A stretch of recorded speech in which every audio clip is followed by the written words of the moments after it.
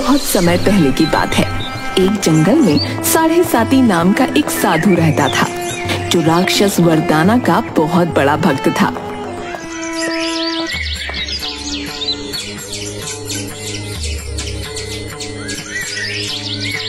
एक दिन साढ़े साती जंगल में बैठकर राक्षस वरदाना की तपस्या कर रहा था। हे राक्षस वरदाना, 20 वर्षों से मैं दिन रात तेरी तपस्या कर रहा हूँ। अब तो तुझे मुझे दर्शन देना ही होगा। राक्षस वरदाना, मुझे दर्शन दो। राक्षस वरदाना, मुझे दर्शन दो। साढ़े साती साधु के बार बार कहने पर राक्षस वरदाना प्रकट नहीं हुए। लगता है आप अपने भक्त की परीक्षा ले रहे हैं। कोई बात नहीं, जब तक आप मेरे सामने प्रकट नहीं हो जाते तब तक मैं हंसता ही रहूंगा।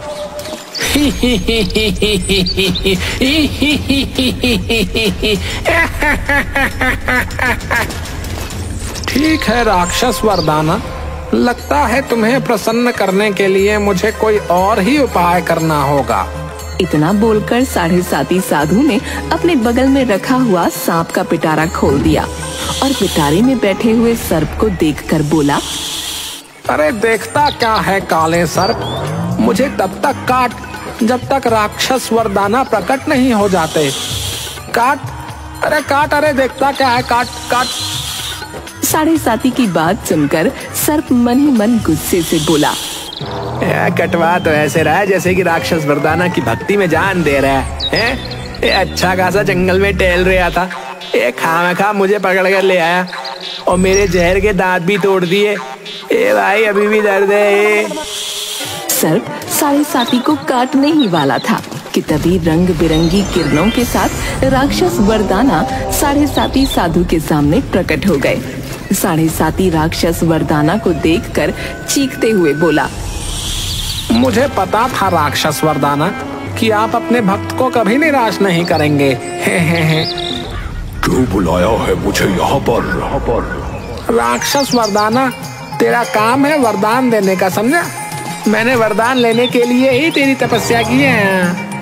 मैंने वरदान देने का ठेका नहीं ले रखा। जिसे देखो मुंह उठाकर मेरी ही तपस्या शुरू कर देता है। लेकिन राक्षस वरदाना, मैंने आपकी साधना की है। अगर आप मेरी साधना से प्रसन्न नहीं हुए तो फिर यहाँ पर क्यों आए हो? क्या गाना गाने के लिए आए हो? बकवास बंद कर साढ़े साती। मैं यहाँ पर तेरी साधना से प्रसन्न होकर नहीं आया, बल्कि बेचारे इस सर्प पर तरस खाकर यहाँ पर आया हूँ। तूने इसके दांत तोड़ दिए। बेचारा ये रोज तुझे डसकर बहुत तकलीफ में रहता है। मुझसे इसकी तकलीफ देखी नहीं गई, इसलिए मैं यहाँ पर चला आया।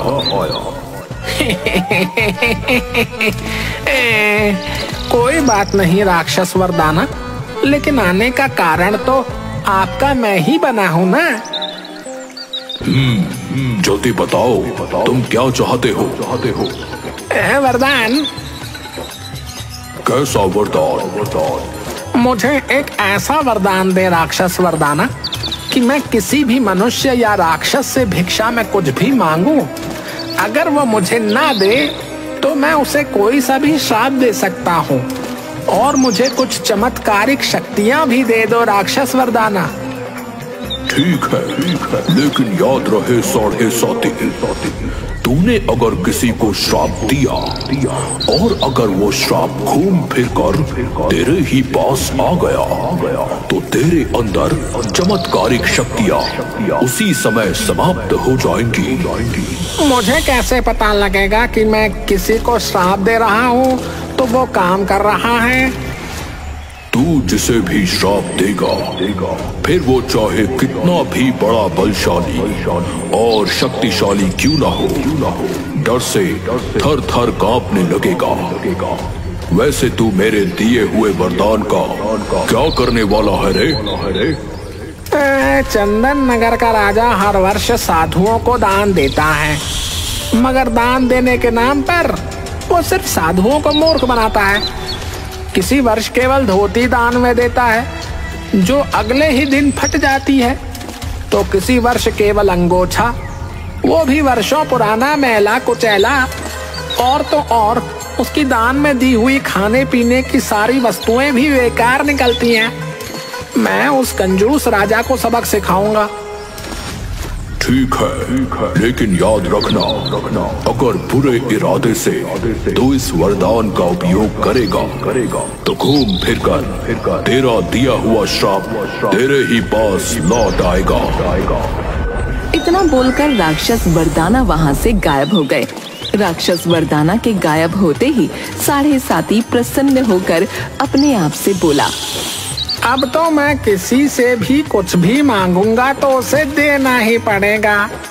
लेकिन देखता हूँ कि मेरा श्राप लगता भी है या नहीं। इतना बोलकर साढ़े साती वहाँ से चल दिया।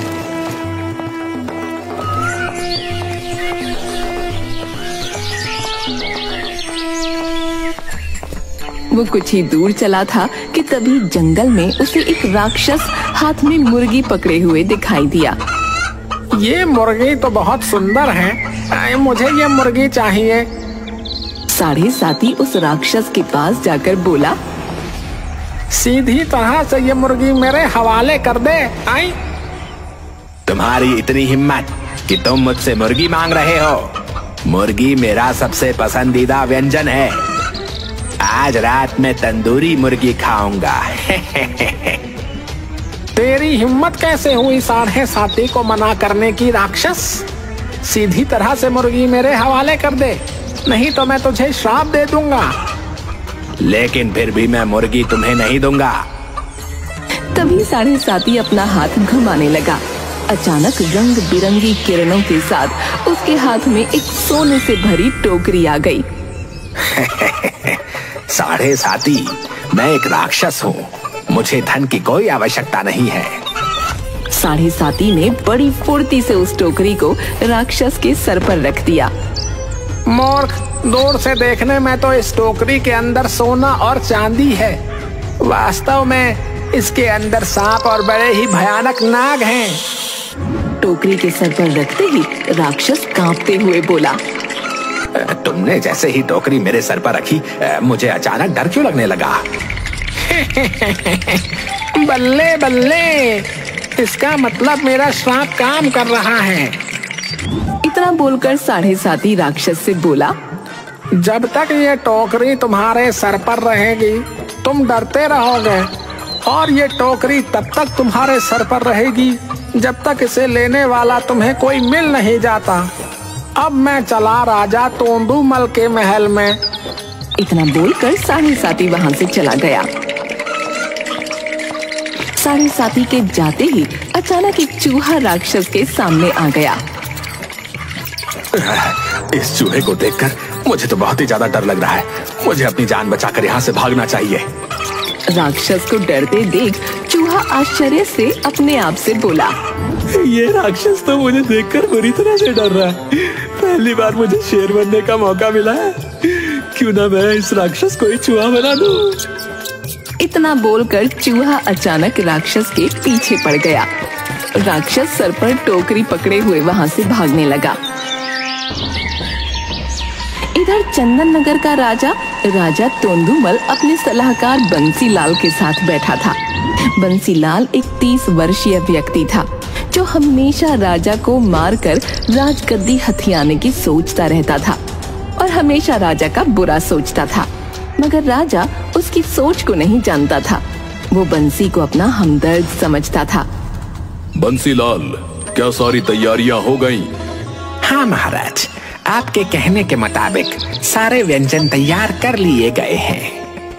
हर वर्ष हम साधुओं को दान दिया करते हैं। इस वर्ष हमने सोचा कि क्यों ना दान देने के अलावा साधुओं की पेट पूजा भी करवा दी जाए। झूठा राजा, ये नहीं बोल रहा कि सारे व्यंजन इसने अपने लिए बनवाए हैं। खा खा कर भैंसे की तरह तोंद बाहर निकल गई है इसकी। वैसे भी देखने में ये राजा कम, जंगली सांड ज्यादा लगता है।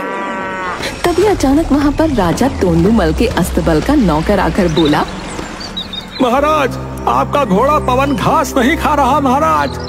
तुम उसे घास खिला ही क्यों रहे हो? तुम्हें पता है ना कि वो केवल चने खाता है? घास खाने से उसका स्वास्थ्य खराब हो जाता है। महाराज, चना रसोई में समाप्त हो गया है, क्योंकि कल आपने चने की दाल खाई थी और आप बेचारे घोड़े के भी चने खा गए महाराज। बकवास बंद करो। मैं बकवास नहीं कर रहा हूँ महाराज, सच कह रहा हूँ। और सुनिए, आपका घोड़ा भूखा पेट है और भूखे पेट वो अपनी पीठ पर किसी को भी सवारी नहीं करने देता। यही मौका है राजा को रास्ते से हटाने का। मैं राजा को घोड़े पर बैठाऊंगा और घोड़ा इसे गिरा देगा और ये मोटा भैंसा गिरकर ही मर जाएगा।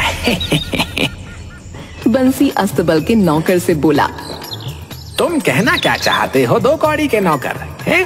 कि महाराज अब इतने गए गुजरे हो गए हैं कि वो अपने घोड़े की भी सवारी नहीं कर सकते। तुम देखना, महाराज घोड़े की सवारी अभी करेंगे। हाँ हाँ, हम अभी अपने घोड़े की सवारी करके सबको चौंका देंगे।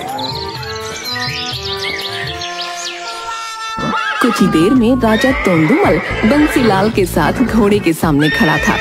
राजा ने जैसे ही घोड़े पर बैठने की कोशिश की, तभी घोड़े ने लात मारकर राजा को गिरा दिया। हाय, मैं तो मर गया। अरे इस घोड़े ने तो मेरी हड्डी पसली एक कर दी मम्मी। अरे मोरी मैया, अरे। राजा गुस्से से बंसीलाल से बोला, बंसीलाल, तुमने ही मुझे घोड़े पर बैठने के लिए उकसाया है। हाँ, तुम्हारी वजह से ही मुझे चोट लगी है। अब तुम भी घोड़े पर बैठोगे, बता रहा हूँ।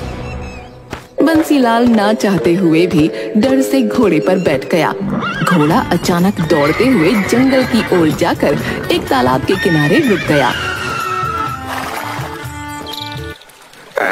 बच गया। अच्छा है इसने मुझे नहीं गिराया, डर के मारे मेरा तो हलक सूख गया था।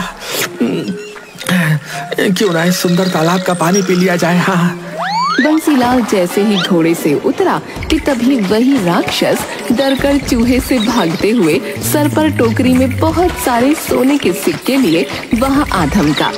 राक्षस गुस्से से बंसीलाल की ओर देखकर बोला, सीधी तरह से ये टोकरी तो अपने सर पर रख ले। टोकरी में स्वर्ण मुद्राएं देख बंसी लालच में आ गया। राक्षस भैया, ये भी कोई पूछने की बात है। राक्षस तो इंसानों को मार देते हैं और तुम मुझे सोना दे रहे हो, मैं कैसे मना कर सकता हूँ। बंसीलाल ने तुरंत वो टोकरी अपने सिर पर रख ली, मगर टोकरी सर पर रखते ही बंसीलाल बुरी तरह से डर गया। राक्षस भैया, टोकरी सर पर रखते ही मैं डर से कांप क्यों रहा हूँ? मूर्ख, इस टोकरी में रखा हुआ धन सिर्फ एक भ्रम है। असल में इस टोकरी में सर्प है। मैंने अपना श्राप तुझे सौंप दिया है। अब तू जाने, तेरा काम जाने। जब तक ये टोकरी तेरे सर पर रहेगी, तब तक तू डर से कांपता ही रहेगा। इतना बोलकर राक्षस वहां से चला गया। मैं अब क्या करूं? ये राक्षस तो मुझे मुसीबत देकर भाग गया। हाँ, एक उपाय है। जिस तरह से राक्षस मेरे सर पर टोकरी रखकर भाग गया, उसी तरह से मुझे भी अब अपने ही जैसे मूर्ख को ढूंढना पड़ेगा, ताकि मैं ये टोकरी उसे देकर अपनी जान छुड़ाऊं। इधर राजा तोंदुमल अपनी पत्नी रानी मुन्नी से बोला, अभी तक बंसीलाल नहीं लौटा। साधुओं के आने का समय हो गया है। महाराज, साधुओं के आने का समय नहीं हो गया है, बल्कि साधु बाहर ही खड़े हुए हैं। बंसीलाल का इंतजार मत कीजिए। आप तो जानते हैं, हमारे राज्य के साधु जरा सी बात पर श्राप दे देते हैं। तुम बिल्कुल सही कह रही हो। चलो बाहर चलते हैं और साधुओं को दान देकर आराम से बैठकर बातचीत करते हैं। राजा तोंदुमल अपनी पत्नी रानी मुन्नी के साथ बाहर चला गया। बाहर 4 साधु खड़े हुए थे। एक साधु क्रोधित अवस्था में राजा तोंदुमल से बोला, महाराज, मैं आपसे दान लेने नहीं आया, बल्कि आपको श्राप देने आया हूँ। लेकिन क्यों साधु महाराज, मुझसे कोई गलती हो गई? पिछले वर्ष आपने दान में जो मुझे गुड़ दिया था, उसमें चींटियां ही चींटियां निकली थी। और मुझे अनाज मिला था, उस अनाज में चट्टान के अलावा कुछ भी नहीं निकला था। मैं भी आपको श्राप देने आया हूँ। और मुझे दान में जो दूध मिला, उससे मेरी सेहत एक दिन भी नहीं बनी। मतलब साफ है कि उसमें पानी मिला हुआ था। मैं भी श्राप देने आया हूँ। मुझे जो वस्त्र आपने दिए थे, उसमें इतने छेद थे कि मुझे अपनी कुटिया में रोशनदान बनाने की भी जरूरत नहीं पड़ी। मैं भी श्राप देने आया हूँ। ये सुनकर राजा तोंदुमल बुरी तरह से कांपते हुए बोला, मुझे क्षमा कर दीजिए। इस वर्ष मैं आप सबको भोजन भी अपने महल में ही कराऊंगा और दान स्वरूप एक एक धोती दूंगा। ये सुनकर एक साधु क्रोधित होता हुआ बोला, धोती देने से क्या होगा महाराज? अगर धोती ही दान कर रहे हैं तो उसके साथ एक अंगोछा भी दान कीजिए। क्षमा करिए साधु महाराज, ये तो मैंने सोचा ही नहीं। चलिए कोई बात नहीं, अंगोछा अगली बार दान कर देंगे। इस बार आप धोती और भोजन से ही काम चला लीजिए। तभी वहाँ पर 7.5 साधु आ पहुंचा। 7.5 साधु को देखकर राजा चौंकते हुए बोला, आपको तो इससे पहले मैंने अपने राज्य में कभी नहीं देखा। मैं इन सब की तरह बेकार साधु नहीं हूँ, बल्कि मैं एक बहुत पहुंचा हुआ साधु हूँ और मैं जिससे कोई भी वस्तु मांगता हूँ उसे देनी ही पड़ती है। अरे ये भी कोई जबरदस्ती है? हाँ जबरदस्ती है। मैं चाहूँ तो तुझे इसका नमूना भी दिखा सकता हूँ। मूर्ख भैंसे जैसे दिखने वाले राजा, मैं जिसे श्राप दे देता हूँ वो पानी भी नहीं मांगता। तभी राजा की पत्नी रानी मुन्नी राजा से बोली, ये साधु वाकई मुझे बहुत ही पहुंचा हुआ मालूम पड़ता है, इसलिए इसके साथ नौटंकी मत कीजिएगा। आप इन साधुओं को तो दान देने के नाम से मूर्ख बना देते हैं, परंतु मुझे लग रहा है कि ये साधु इन साधुओं की तरह मूर्ख नहीं बनेगा। बिल्कुल सही कह रही हो मेरी प्रिय, मुझे भी कुछ ऐसा ही लग रहा है। इतना बोलकर राजा 7.5 से बोला, आपको क्या चाहिए? मगर 7.5 जोर जोर से हंसने लगा। अरे हंसते ही रहोगे या कुछ बताओगे भी? तो सुन, मेरा नाम है 7.5 और मेरा पसंदीदा अंक भी है 7.5। मुझे दान में हर वस्तु 7.5 ही चाहिए, जैसे कि 7.5 किस्म के वस्त्र, 7.5 सेर अनाज, 7.5 लाख स्वर्ण मुद्राएं, 7.5 प्रकार के फल, 7.5 प्रकार के सूखे मेवे, और वो भी जल्दी, वरना यहीं पर तुझे श्राप दे दूंगा। 7.5 की बात सुनकर राजा अपनी पत्नी से बोला, ये साधु जो मांग रहा है उतना धन तो हमारे राजकोष के भंडार में भी नहीं है। काश इस वक्त हमारा प्रिय सलाहकार बंसीलाल यहाँ पर होता तो जरूर वो हमें इससे बचने का कोई ना कोई उपाय जरूर बताता। तभी वहाँ पर सर पर टोकरी रखे कांपते हुए बंसीलाल आ पहुँचा। बंसीलाल के सर पर स्वर्ण मुद्राओं से भरी टोकरी देखकर राजा तोंदुमल खुश होते हुए बोला, अरे बंसीलाल, तुम्हारे पास इतना धन कहाँ से आया और तुम डर से कांप क्यों रहे हो? खैर वो सब मैं तुमसे बाद में पूछ लूंगा। फिलहाल तो ये स्वर्ण मुद्राएं 7.5 के सर पर रख दो। बंसीलाल ने बगैर देरी किए टोकरी 7.5 के सर पर रख दी।